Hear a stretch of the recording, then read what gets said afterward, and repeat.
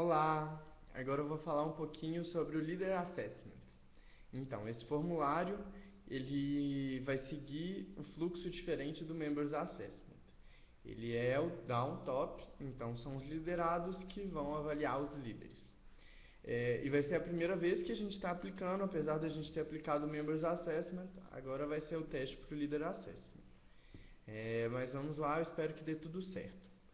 E o Leader Assessment ele é um pouco diferente. Na verdade, o fluxo dele, o formato dele é igual, mas ele é dividido em 3 critérios e não 4 como o outro. E aí, os 3 critérios são gestão, liderança de time e liderança de membro. Então, no formulário, ao lado, quando você clica em cima de cada um dos critérios, aparece um texto explicativo para vocês que pode ajudar. Mas é basicamente o seguinte: no critério gestão, vocês vão avaliar o líder de vocês, como ele está realizando a gestão do projeto em si. E aí vocês vão considerar os seguintes elementos: planejamento, JD, tracking e transition. São os 4 primeiros elementos do Team Minimums.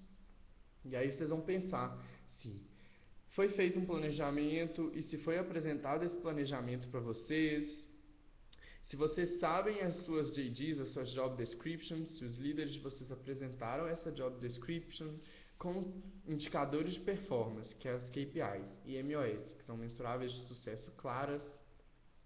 Se foi feito um tracking com constância, se é feito um tracking com constância, né, e como ele é realizado, e se está tendo uma sustentabilidade, uma gestão de informação. Então, se ele registra o que ele faz, o que vocês fazem para a gestão de informação.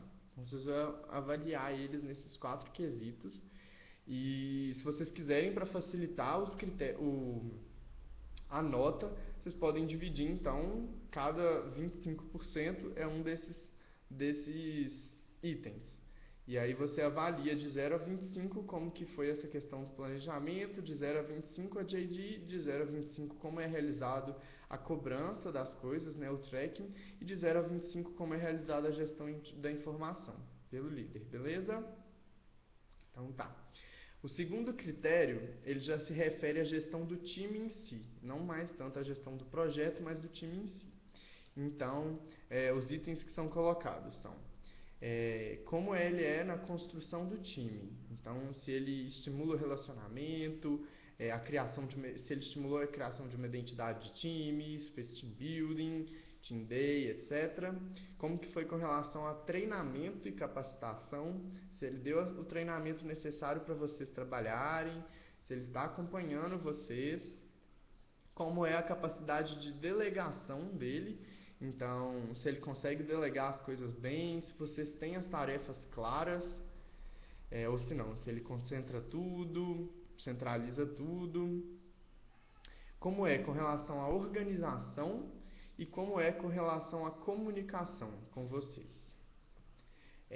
Da mesma forma que do outro, vocês podem dividir também por cada um de 0 a 20% e aí avaliar cada um desses itens de 0 a 20 e aí dando o somatório total desse critério de liderança de time. Mas é mesmo avaliar como é ele como líder de um time.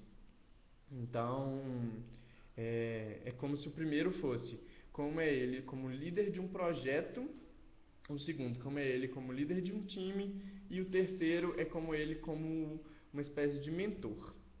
Então, o terceiro critério é como ele realiza a gestão de vocês individualmente. Então, se ele realizou coaching, como é o coaching, se é de qualidade, se ele incentiva a reflexão de forma a garantir a inner journey, se ele preocupa com o seu desenvolvimento e se ele é um modelo de liderança. Então, se ele respeita os valores da ESEC, o propósito da ESEC e etc.